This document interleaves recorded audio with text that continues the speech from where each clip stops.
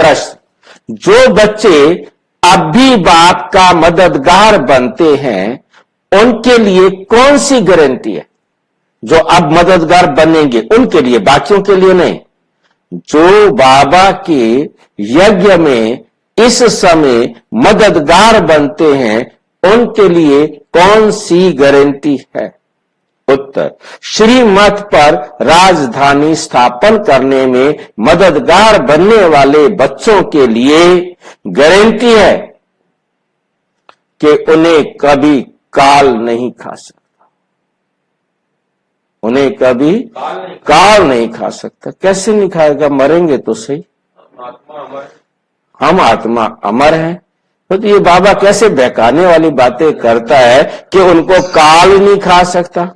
हाँ जी, काल खाएगा कि नहीं खाएगा? तो समय निश्चित है। हाँ, हमें निश्चित है कि हम आत्मा हैं, हम अमर हैं, हम मर नहीं सकते, हमारा पार्ट है और एक पार्ट तो चेंज करना ही है। हर एक पार्ट चेंज होता रहता है। हम एक सेकेंड बाद दोबारा दूसरा पार्ट अलग ही बजाएंगे, वैसा नहीं बजा सकते। 5000 साल के अंदर हम अपने पार्ट को रिपीट नहीं कर सकते।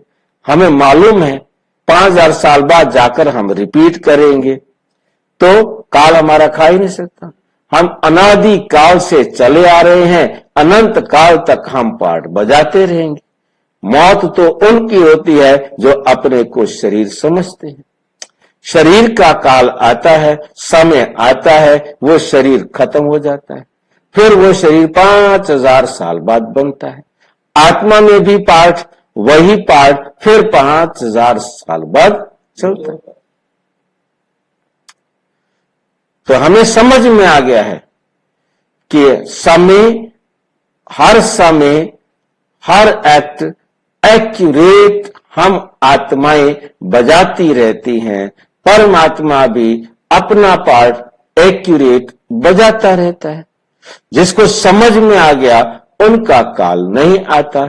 जिनको समझ में नहीं आया, जो अपने को अभी तक भी देह समझ रहे हैं, तो उनका तो काल आएगा ही आएगा।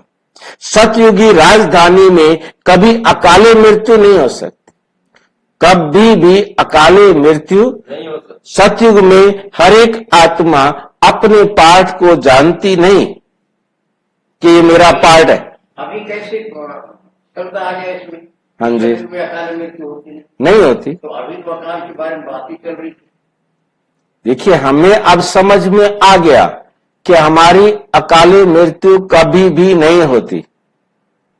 हमें समझ में आ गया कि हमारा काल तो सतयुग में क्यों ले गए?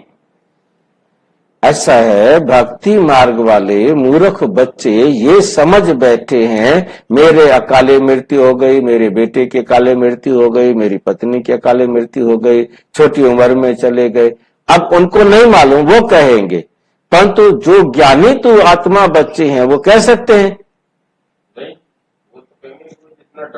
ड्रामा में पार्ट था, उसने ये शरीर से इतना पार्ट बजाना था, बजाया, जाके दूसरा शरीर ले लिया। अब ज्ञानी और अज्ञानी, और सतयुग में तो ज्ञानी आत्माएं जाएंगी ना, अज्ञानी आत्माएं थोड़ा जाएंगी वहां पर, तो वहां शेष शब्द ही नहीं होता। बाबा कहते कि वो अकाले मृत्यु कहें। उनको ये मालूम है कि हमारा ये शरीर से पार्ट पूरा हुआ, अब ये शरीर खराब हो गया, मेला हो गया, छोड़ो इसको, दूसरी ड्रेस जाके लेते। कोई रोता भी नहीं, नष्ट मुआ होते हैं ना सारे, कोई रोता भी नहीं। पर तो उन्हें यह नहीं पता होता कि हमारा पार्ट 5000 साल का है। उन्हें यह नहीं पता होता कि हम आत्माओं का पिता परमात्मा है। हमें यह सत्य ज्ञान परमात्मा ने दिया है, वो रॉयल बुद्धू होते हैं। ज्ञानी आत्माओं को पता है, उनको यही तो बता रहा हूं, यही अंतर तो समझना है कि इस समय हम ज्ञानी तो आत्मा है, पर तो सतयुग में हम बाबा कहते रॉयल बुद्धू होते हैं। क्योंकि वहां हमारा हर एक पार्ट हमारे संस्कारों के अनुसार जो हमने अब बना लिए हैं, हम अपना पार्ट लेते हैं। मददगार बच्चों को बाप द्वारा ऐसी प्राइज मिल जाती है जो बाबा के अब मददगार बच्चे होते हैं उनको ऐसी प्राइज मिल जाती है। कैसी प्राइज मिल जाती है? क्या प्राइज मिल गई है अब आपको? क्या क्या प्राइज मिला 21 जन्मों का? 21 पीढ़ी तक, 21 जन्म तक हमें कभी भी मरने का संकल्प नहीं आएगा, क्योंकि मरने का संकल्प उनको आता है जो देह समझते, जो अपने को समझते ही आत्मा है। उनका क्या मतलब मरने का? वो मर ही नहीं सकते। मैं अमर आत्मा हूं, मैं तो मर ही नहीं सकती ना। जब द्वापर से अपने को देह समझने लगेंगे तो उनको लगेगा मैं मर गया, मेरा बेटा मर गया, मेरा पति मर गया, मेरी पत्नी मर गई, मेरा वो मर गया, मेरा वो मर गया। बस रोना धोना शुरू, दुखी होना शुरू। 21 जन्म तक हम कभी भी अपने आप को मरने वाला नहीं। जिन्होंने अपने संस्कार ऐसे नहीं बनाए वो सतयुग त्रेता में आएंगे ही नहीं। जिन्होंने ऐसे संस्कार बना लिए कि हम अमर आत्मा हैं, वही सतयुग त्रेता में आएंगे। वो आ ही नहीं सकते।